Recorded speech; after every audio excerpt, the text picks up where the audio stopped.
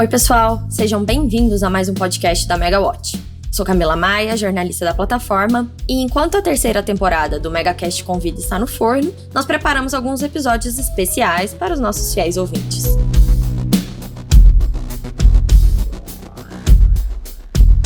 O episódio de hoje é uma entrevista com o Miguel Setas, que ocupará a presidência da EDP Brasil até fevereiro, quando vai partir de volta para Portugal, onde ele foi eleito para compor o Conselho de Administração Executivo da Energias de Portugal, a holding que controla o grupo EDP.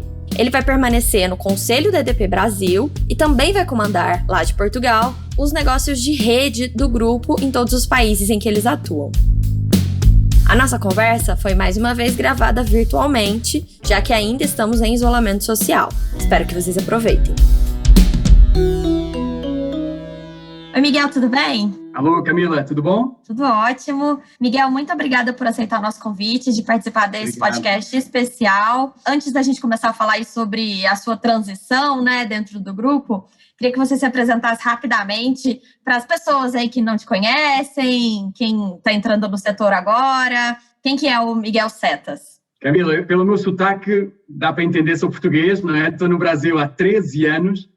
Cheguei em janeiro de 2008, já vai mais de 10 anos, é uma longa caminhada que eu tenho muito orgulho, muito privilégio enorme de ter estado este tempo todo no Brasil. Primeiro como vice-presidente na EDP Brasil, depois há 7 anos atrás assumi a presidência e hoje sou CEO da EDP Brasil e estarei em funções até o dia 19 de fevereiro. No dia 19 de fevereiro vou passar o bastão a um colega meu que vem de Portugal também, que se chama João Marques da Cruz, vai ser o próximo CEO da EDP Brasil. Eu vou assumir a presidência do Conselho da EDP Brasil e tenho uma função agora, neste novo contexto também, global na companhia, na matriz, o que me vai fazer, de alguma forma, regressar a Portugal. Portanto, eu vou estar mais tempo em Portugal, vou continuar naturalmente muito ligado ao Brasil. O Brasil é daqueles países onde você pode sair do Brasil, mas o Brasil nunca sai de você, não é? E eu não tenho dúvida que vou continuar ligado ao Brasil, até porque, assumindo a presidência do Conselho,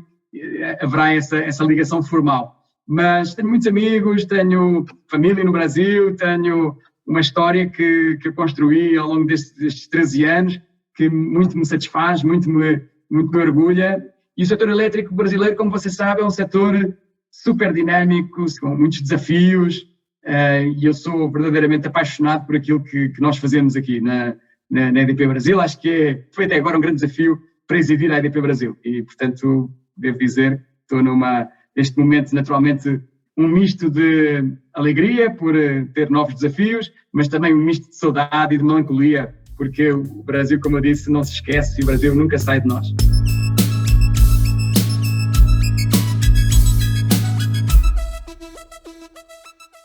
Nesses mais de 13 anos no Brasil, a EDP cresceu bastante, vocês diversificaram, investiram, usinas ali na região norte, lugares desafiadores, a gente teve turbulências no setor elétrico, a EDP entrou no segmento de transmissão, cresceu ali na área de serviços também.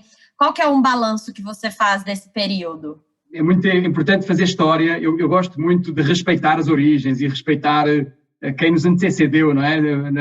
A capacidade que nós temos para acrescentar valor, para trabalhar numa organização, é construída em cima daqueles que trouxeram a organização ao ponto onde ela estava quando nós assumimos. Portanto, tenho sempre o cuidado de fazer uma referência elogiosa e positiva às pessoas que me antecederam, aos presidentes que me antecederam e a todas as equipes que tiveram a trabalhar na EDP desde sempre. A EDP tem mais de 20 anos de história no Brasil. Entramos naquela altura das privatizações, setor elétrico, Fernando Henrique Cardoso, e comprámos aí 3 distribuidoras nesse momento. Antes tínhamos um pequeno investimento na antiga Serge, agora é Enel Rio, mas posterior Ampla e depois Enel Rio de Janeiro. E nós, basicamente, a companhia foi-se organizando, foi-se estruturando. Em 2005 fomos para a Bolsa de Valores e a partir daí a companhia tem um compromisso com o mercado de crescer e de diversificar e expandir os seus negócios nos vários segmentos.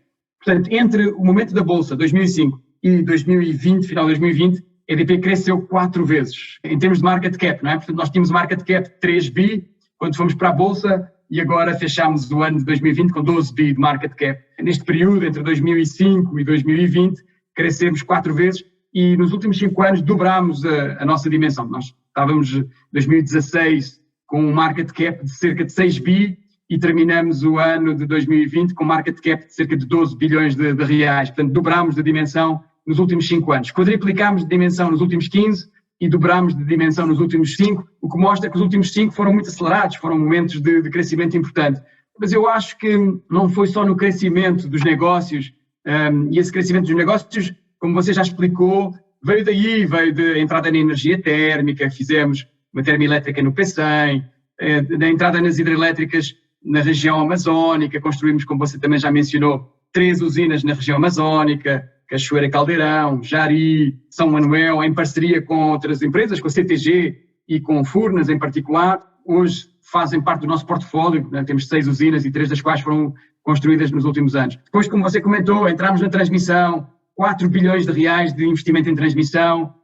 Agora estamos entrando no segmento de serviços, geração distribuída. Temos um plano muito ambicioso de crescer nessa área, diria com a vontade de crescer em termos relativos muito parecida com o investimento que fizemos na transmissão, não é? É algo que vai ter um impacto muito grande na nossa operação. E, portanto, expandimos. Entramos em Santa Catarina comprando uma participação na Celesc, presença nos estados onde estamos fazendo linhas de transmissão, temos presença em muitos outros estados que não estávamos antes, Rio Grande do Sul, Maranhão, lote 7 e lote 11 do leilão de 2017, Minas Gerais, transmissão com o lote 18, e para além dos investimentos que tínhamos feito nas hídricas, não é? Amapá, Pará, com Jari e Cachoeira, Mato Grosso com São Manuel. Portanto, foi um período onde a EDP assumiu uma plataforma nacional pelo Brasil todo. E mais recentemente, assim, só para simbolizar uma coisa que para nós é muito importante, que é a presença nacional, comprámos agora uma participação numa empresa chamada BlueSol, que é uma empresa de energia solar, não é? Distribuída, como você sabe, e temos hoje negócio em todos os estados brasileiros, nós temos algum projeto. Agora, não foi só de crescimento de negócios, não é? Foi também de muito foco na inovação, sustentabilidade, com toda a presença no ISE-Bovespa ao longo de 15 anos consecutivos, com uma série de reconhecimentos, que você conhece muitos deles, na parte toda de ESG, não é? Na parte toda de ambiente, de social, na frente de governança corporativa, toda uma atividade muito entroncada do nosso Conselho de Administração, a partir do momento em que fomos companhia aberta, não é? Que nos cotámos na Bolsa, uma preocupação muito grande com governança corporativa, responsabilidade social, que é uma coisa que você sabe que eu sou muito sensível, não é? Portanto, toda a dimensão do Instituto EDP fez um investimento de cerca de 100 milhões de reais nos últimos anos, na história que tem de cerca de 10 anos, com muitos projetos sociais.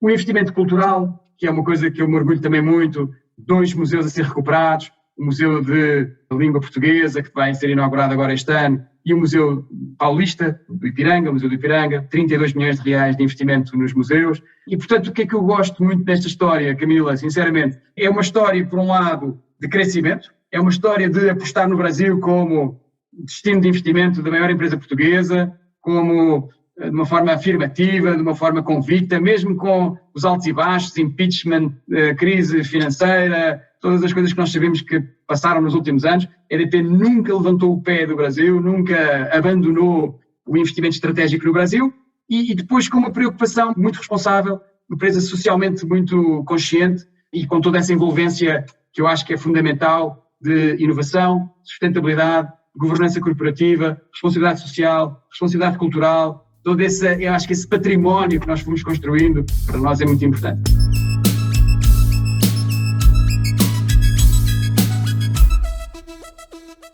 Eu acho que é legal porque esse seu balanço mostra que é mais do que uma história de crescimento, é de construção de um legado, né?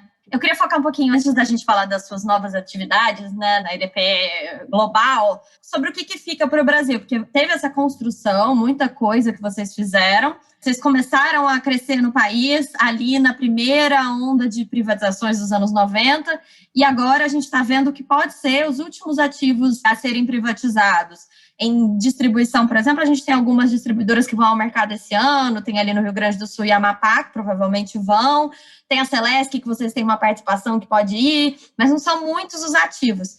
Esse ainda é um meio de crescimento para a EDP, fazer M&A, ou vocês estão mais focados, ou a empresa aqui, né, a estratégia, a orientação, é mais para crescimento orgânico e inovação? As duas coisas, Camila, as duas coisas, crescimento orgânico, crescimento inorgânico e novos projetos do chamado New Downstream. Eu não falei disso, senão ocupava aqui o tempo, mas a questão da mobilidade elétrica, do investimento nas ventures, não é? Do investimento nas empresas startups, DP Ventures, que é o Corporate Venture Capital, que nós temos 30 milhões de reais para investir no ecossistema inovador, no ecossistema de startups. Portanto, essa frente de inovação, se você quiser, a gente pode falar um pouquinho mais sobre ela, a parceria com a Embraer para a mobilidade aérea urbana e para a mobilidade aérea de uma forma geral. Portanto, temos aí um mundo de coisas que a EDP gosta de fazer e que tem sempre um pezinho à frente. Não é? Nós, como somos uma empresa de uma dimensão intermédia, não somos das maiores empresas do setor, temos que nos distinguir por outras coisas, não pela dimensão, mas pela agilidade. E, portanto, tentei sempre estar sempre na vanguarda das coisas e estar um passinho à frente da nossa concorrência sempre que possível. Mas, voltando à questão da distribuição, que era o que você me estava colocando, crescimento orgânico e crescimento inorgânico neste segmento. Orgânico, obviamente, São Paulo e Espírito Santo, nas duas distribuidoras que nós operamos a 100%, EDP São Paulo, antiga Bandeirante, EDP Espírito Santo, antiga Excelsa. São empresas que, num dado ponto da sua história, tinham níveis de investimento um pouquinho abaixo daquilo que era a referência de mercado e onde hoje o nosso grande plano de transformação dessas empresas é exatamente com níveis de investimento que estão muito em linha com os benchmarks do mercado e que estão bastante acima da depreciação regulatória, não é? Você é das jornalistas daqui do setor que melhor conhece o setor elétrico, muito acima da cota de reintegração, do QRR. Portanto, esse rácio entre CAPEX e QRR, nós tivemos anos em que estava próximo de 1. A referência no setor tipicamente é 2 vezes a cota de reintegração. Nós estamos a trabalhar para estar nessa linha dos 2 para cima. Agora, no crescimento inorgânico, de uma maneira muito clara, você pergunta, prioridade do crescimento inorgânico, Celesc. Segunda prioridade do crescimento inorgânico, Celesc. Terceira prioridade, Celesc. Então e as outras? As outras também analisámos a SEB, analisámos C3E, mas obviamente que a nossa preferência vai para o mercado onde nós tomamos a decisão estratégica de entrar e onde nós temos hoje 30% do capital total, não é? Nós, não sendo a companhia controladora da Celesc, somos o maior acionista, mais que o Estado de Santa Catarina, que tem cerca de 20%, não é? Nós temos cerca de 30%, fomos ampliando a nossa participação, entramos com cerca de 20% e fomos crescendo, cerca de 21%, fomos crescendo até 29,9%, cerca de 30%. Eu diria que é aí onde a companhia, à partida, tem o seu foco, mas obviamente Celesc para nós seria quase dobrar a nossa dimensão em termos de distribuição. Nós temos cerca de 3,5 milhões de clientes na São Paulo e Espírito Santo. Celesc tem 3, portanto seria passar de 3,5 para 6,5 em termos de número de clientes. É um salto importante. E por isso não digo que a EDP não olhe para as outras oportunidades, olha, com certeza, e fazemos análise de risco, de rentabilidade,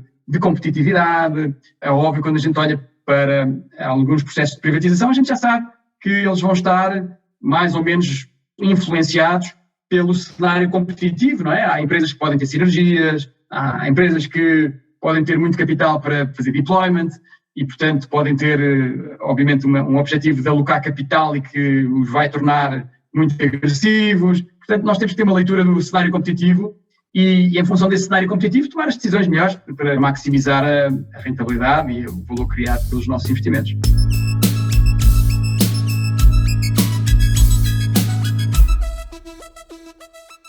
E pensando daqui para frente, assim, quais os principais desafios que você enxerga para esse crescimento no Brasil? Sei que agora no curto prazo a gente tem a pandemia, que é um belo desafio a ser esperado ainda, não só pela EDP, não só pelo setor elétrico, mas pelo país inteiro. Mas e dali para frente, o que mais que tem que ser feito? Pois é, Camila, eu acho que nós estamos e mais uma vez, eu sei que você, com todo o conhecimento que você tem do setor elétrico, você conhece bem, você fala com tantos presidentes de empresa que você tem uma visão muito global das coisas, mas é óbvio que nós estamos num momento de viragem no setor, não é? Um momento de viragem que é o momento da modernização do setor. É o momento em que os paradigmas tecnológicos se alteram, a geração distribuída penetra com mais intensidade, as renováveis chegam com toda a força, a energia térmica a carvão vai ter cada vez menos espaço na matriz energética porque há pressões ambientais muito grandes, a energia renovável com água e de eletricidade tem uma presença na matriz energética brasileira determinante, são cerca de 60%, 65% da matriz, mas obviamente com as preocupações ambientais, cada vez menos oportunidades para construir usinas hidrelétricas de grande dimensão e, portanto, a hidroeletricidade vai ter uma tendência para ir ganhando uma proporção menor, entrada forte de renováveis, eólica e solar com crescimento exponencial, entrada forte de térmica a gás, todos os excedentes que nós sabemos que existem no pré-sal, todo o contexto nacional que nós conhecemos que favorece muito a entrada do gás natural na produção de energia elétrica. Biomassa será sempre uma aposta, energia nuclear tem sempre o seu espaço na matriz energética brasileira e a água, como nós sabemos, é uma matriz hidrotérmica, mas naturalmente em rebalanceamento, não é? A hídrica perdendo espaço, as renováveis entrando, isso leva a esta transformação tecnológica par da maturação institucional e a par da evolução da maturação de mercado com maior liberalização, maior abertura de mercado, todo o movimento que nós sabemos que na comercialização vai passar, não é? Com a liberalização do mercado de atacado e do mercado varejista, portanto, essa liberalização vai naturalmente criar uma dinâmica nova. Movimentos todos de privatização, nós sabemos também que são importantes e sabemos aí que é um tema muito sensível, muito crítico, não é? A privatização de algumas empresas grandes, como é o caso da própria Eletrobras, nós sabemos, e eu conheço outros na Europa, em Portugal em particular, noutros países do mundo, o modelo regulatório brasileiro não fica a dever nada a qualquer outro modelo regulatório do mundo, sofisticado. O que é que precisa neste momento? Aprimoramento e adaptação, a chamada modernização do setor. Mas que isso está na pauta do regulador, está na pauta do Ministério, está na pauta da Secretaria Executiva do Ministério, está na pauta das instituições que fazem funcionar o setor e que eu reputo de maduras e de muito responsáveis. Acho que há inteligência, há vontade e há know-how, há competência. Portanto, eu acho que esses desafios vão sendo bem acomodados. Vejo o que se fez nos últimos 2 anos, relativamente à resolução do tema do GSF, relativamente à forma como lidámos com a pandemia, não é? Que podíamos ter tido um impacto muito sério desta pandemia, com riscos sistémicos que se propagavam pela cadeia de valor toda, não é? Na distribuição e depois nas transmissoras e nas geradoras. E o regulador e o governo, de uma forma, o Ministério, de uma forma muito atempada, colocaram uma conta Covid, 16 bi de reais à disposição do setor, com um mecanismo de financiamento, e as coisas funcionaram, e agora estamos a discutir outras coisas, nomeadamente o equilíbrio económico-financeiro. Pronto, há outros temas que estão em discussão, a sobrecontratação nas distribuidoras, há uma série de temas. O WOC da distribuição, a integração da geração distribuída nas redes. Nós sabemos que a panóplia de temas em análise e em discussão é muito grande, mas há um histórico que eu acho que nos dá muita segurança, muita tranquilidade. E eu vejo aqui no Brasil, sinceramente, um país que respeita contratos, um país que respeita os investidores, que tem apetite por investimento estrangeiro, não é? Nós temos vindo a fazer todos os anos. Historicamente fazíamos 1 bi de reais de investimento. Nos últimos anos fizemos, o ano mais alto foi 2,9 bi, foi 3 bi de reais, foi o triplo do investimento que vamos fazer em 2018. 2019 fizemos cerca de 2,9, depois tínhamos cerca de 2,4 para fazer, que era agora, em 2020 2,4, em 2019 2,9, e este ano, naturalmente, por causa da pandemia, não ficámos 2,4, ficámos um bocadinho abaixo, ali cerca dos 2. Mas é o dobro do investimento que nós estávamos a fazer há 5 anos atrás, ou 6 anos atrás, antes de termos entrado na transmissão. Houve um step-up, né? Houve um degrau em termos de investimento da EDP Brasil aqui no mercado brasileiro.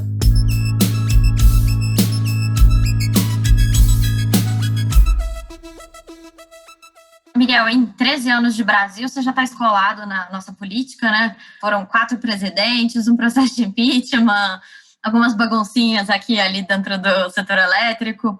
Considerando o nosso cenário atual, assim, qual que é a sua expectativa de avanço mesmo dessas pautas estruturantes no curto e médio prazo? Porque eu sei que no longo prazo elas são uma questão de tempo, vão ter que avançar, né? A gente não pode lutar contra a tecnologia, mas no agora, como que você está enxergando essa evolução dessas pautas? Podia ser mais rápido? Você é uma jornalista muito competente, Camila, e você faz sempre as perguntas certas, na altura certa. Sinceramente, há um contexto atualmente que nós não podemos esquecer, que é o contexto da pandemia.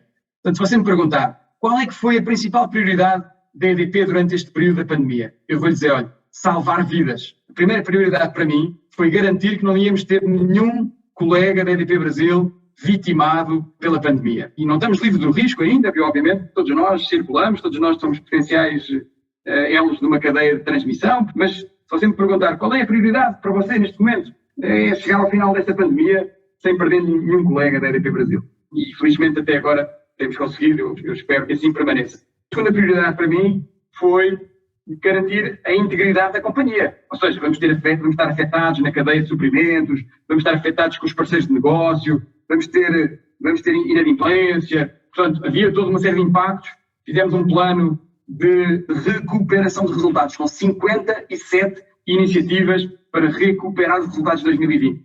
E depois fizemos um terceiro objetivo, que era vamos ajudar a sociedade. Ou seja, a EDP Brasil é um elo dentro da sociedade e quer ajudar a sociedade. Então, isto para dizer o quê? Quando você me pergunta curto prazo, médio prazo, eu acho que neste momento, e muito bem, quer dizer, o objetivo do país neste momento tem que ser regular esta pandemia, retomar a rota de crescimento económico, proteção social às pessoas que estão mais desfavorecidas e que vão ser mais impactadas por esta pandemia e retomar a rota do crescimento com o calendário que for necessário, não é? Portanto, como eu disse, eu julgo, tenho sentido isso, e tenho exemplos aqui do GSF e da conta Covid, mas muitas outras coisas que se passaram. O preço horário, Camila, que entrou agora este ano, 2021, já está a funcionar. Tantas coisas que se fizeram nos últimos 2 anos. Eu não vejo razão para não continuar essas pautas que estão em cima da mesa neste momento e total legitimidade do atual Executivo para tocar essas pautas. Agora, se você me pergunta, mas isso é prioritário para o país? Eu diria sim, mas no quadro da pandemia, a prioridade número 1 do país é salvar vidas. Estão todos os países nesse contexto, não é? Temos que entender que estamos num contexto completamente atípico, não é? Isto não é céu de brigadeiros, não estamos aqui passeando no parque, não é? Estamos num momento de uma pandemia em que temos milhares de pessoas infectadas, pessoas doentes, pessoas falecendo. Eu acho que esse contexto, infelizmente, nós não podemos esquecer dele. E eu acho que isso afeta, obviamente, a prioridade que qualquer executivo tem para lidar com temas que não são tão urgentes.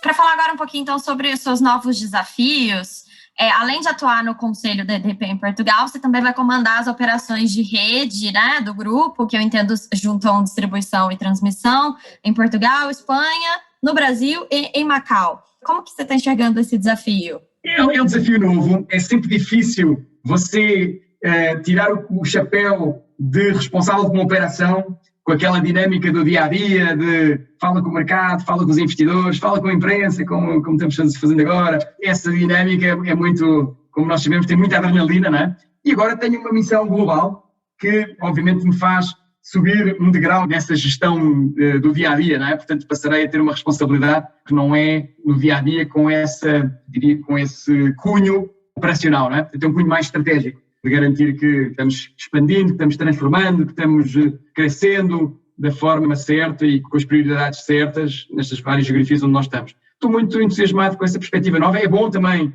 eu acho que é bom para as empresas e para as pessoas a mudança, não é? Para as empresas, depois de ter tido um CEO durante 7 anos, é bom vir agora alguém com outra cabeça, com outra visão, que vai olhar para os problemas de uma forma diferente, que vai conseguir corrigir coisas eventualmente que eu veria de uma maneira e que podem ser vistas de uma maneira melhor, por outra visão. As organizações avançam com a mudança, não é? E a mudança de pessoas é muito boa porque areja, oxigena, traz novas visões, novos objetivos, e isso motiva as pessoas. Para a EDP Brasil, eu acho que esta transição é positiva no sentido de trazer uma visão complementar da minha, uma visão diferente da minha. Portanto, eu acho que isso é bom. Para mim também, pessoalmente, é bom porque 13 anos é um ciclo completo, 13 anos é uma vida. Camila, eu confesso que em 13 anos acabei por ficar um bocadinho brasileiro, não é? De alguma forma. Portanto, a minha cultura transformou-se muito. Eu, como pessoa, o Miguel Setas, que chegou ao Brasil em 2008, janeiro de 2008, quando eu me olho ao espelho hoje e vejo 13 anos depois, eu digo, mas que caminho tão longo, que mudança tão grande, não é? Como eu era há 13 anos atrás, como eu sou hoje. E o Brasil trouxe-me isso tudo, essa experiência toda. Um Brasil sincrético, de religiões diversas, um Brasil etnicamente muito diverso, um Brasil de contrastes geográficos, um Brasil de grandes distâncias, um Brasil de crise, um Brasil de volatilidade, um Brasil de potência natural, um Brasil de potência cultural. Portanto, tudo isto, você imagina o que é isto, o que é que isto faz a um ser humano, não é? Ainda por cima um ser humano, no meu caso, com uma responsabilidade que me permitiu andar desde Tramandaí, no Rio Grande do Sul, ao Amapá, e desde a Amazónia ao Ceará. Portanto, eu corri o Brasil de les a les, corri o Brasil desde o ponto mais ao sul do Brasil até ao ponto, só não foi do Aial para o Cachuí, porque Pronto, mas foi quase, não é? Mas, portanto, isso o que é que traz? Uma grande transformação pessoal, ou seja, uma coisa, traz uma vivência que nos transforma como pessoas. E eu hoje sinto-me muito grato ao Brasil por essa experiência que me trouxe, quer dizer, sinto-me um ser humano, se eu puder dizer desta forma, melhor. O Brasil melhorou-me como ser humano, porque me trouxe outras preocupações que eu não tinha, se calhar, os temas da diversidade e inclusão. Portugal, esse tema, por exemplo, como a sociedade é muito homogénea em termos étnicos e não há tantas diferenças sociais, não é um tema que seja tão vivido, não é? E para mim isso foi uma coisa que eu aprendi e que vivencio isto diariamente e tenho muito orgulho de vivenciar isso. A EDP está dando muitos passos nessa dimensão da diversidade e inclusão. Vocês vão ver isso agora quando nós comunicarmos o novo conselho, a nova diretoria. Este conselho que vamos ter agora vai ter 33% de mulheres. A média no Brasil das empresas cotadas é de 11%. 11% significa uma mulher em 10, mais ou menos, em 10 homens. Ou em 10 pessoas, 9 homens e uma mulher. Portanto, nós vamos ter 3 mulheres em 9 membros do conselho. Da diretoria também vamos ter mais diversidade. Isso é uma coisa que eu, há 13 anos atrás, não estava muito sensível, não é? Aprendi isso no Brasil, vivenciei isso no Brasil. O que é que eu sinto? É uma construção pessoal no sentido de uma transformação de um ser humano que obviamente se refletiu na sua forma de liderar a empresa e que obviamente se refletiu na transformação que foi possível operar na empresa. Foi, para mim, devo dizer, que foi a experiência, está sendo, não acabou ainda, a experiência mais gratificante em termos profissionais e pessoais da minha vida. Muito entusiasmado com o que fiz neste tempo todo, apaixonado pelo projeto que tive aqui empresarial de construir uma empresa da qual nos orgulhamos, apaixonado pelo Brasil como país, como destino da minha imigração e muito grato, uma gratidão enorme, Camila. Eu acordo todos os dias agradecendo aquilo que vivi durante este período, portanto é um bocadinho, enfim, eu mostrei aqui um bocado, você perguntou-me como é que é esse desafio e tal, é ótimo e depois destes 13 anos melhor ainda.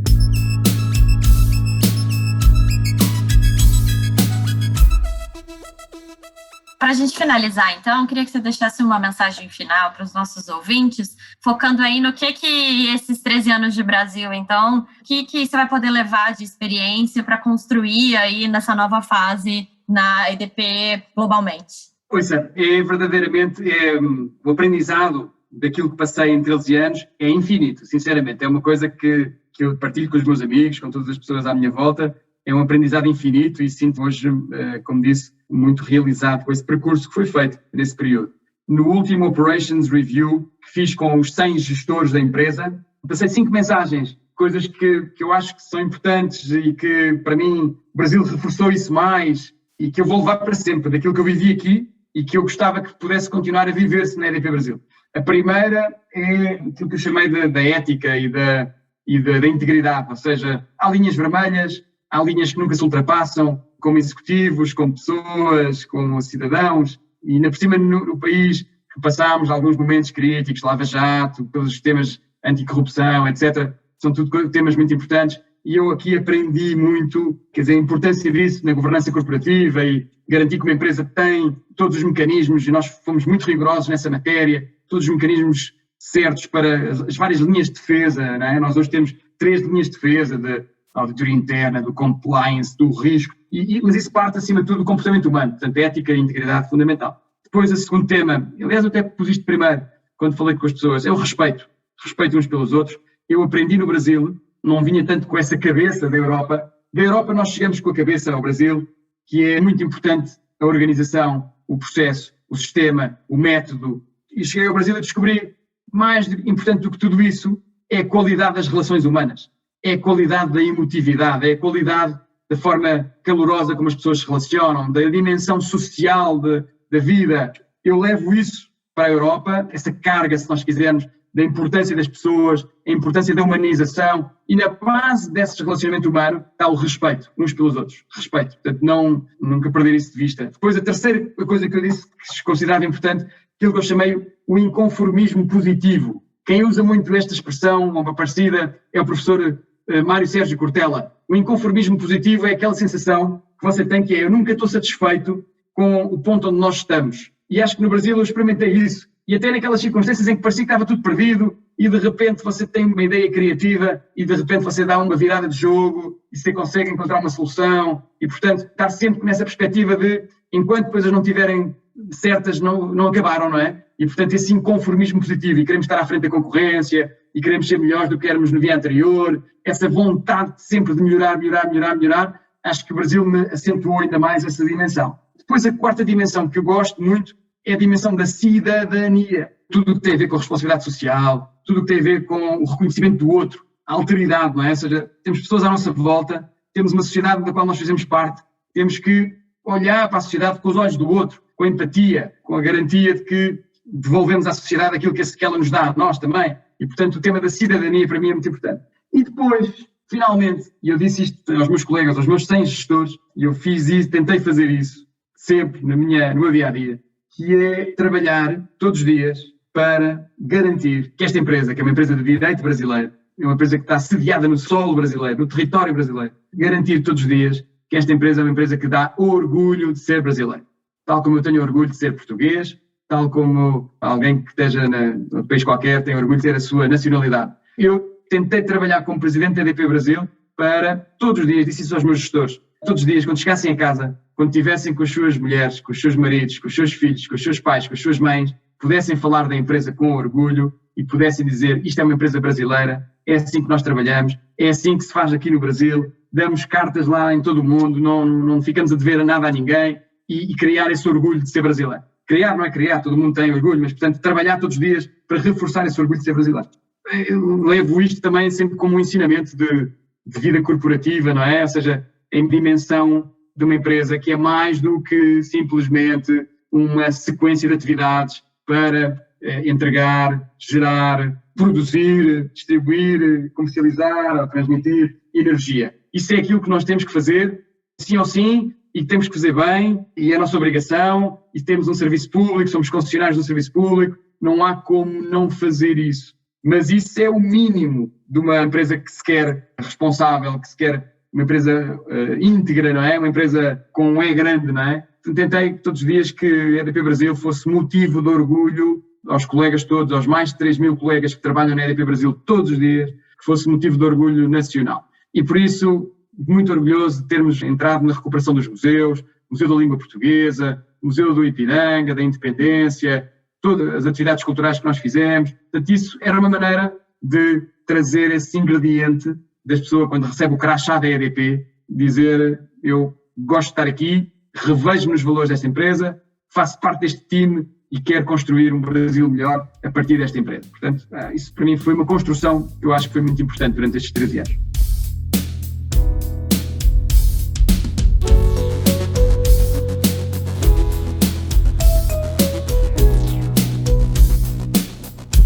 Te desejo muita boa sorte aí nesse novo ciclo.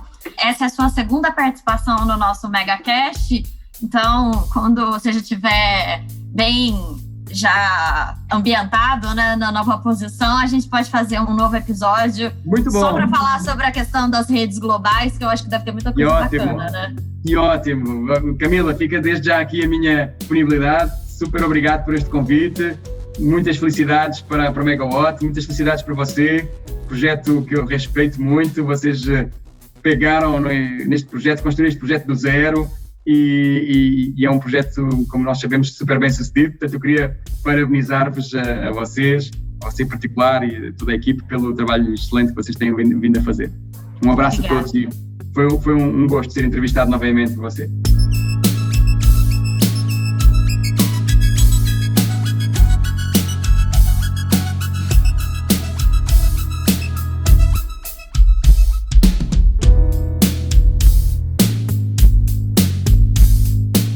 E esse foi o nosso podcast especial dessa semana. Até a próxima, pessoal!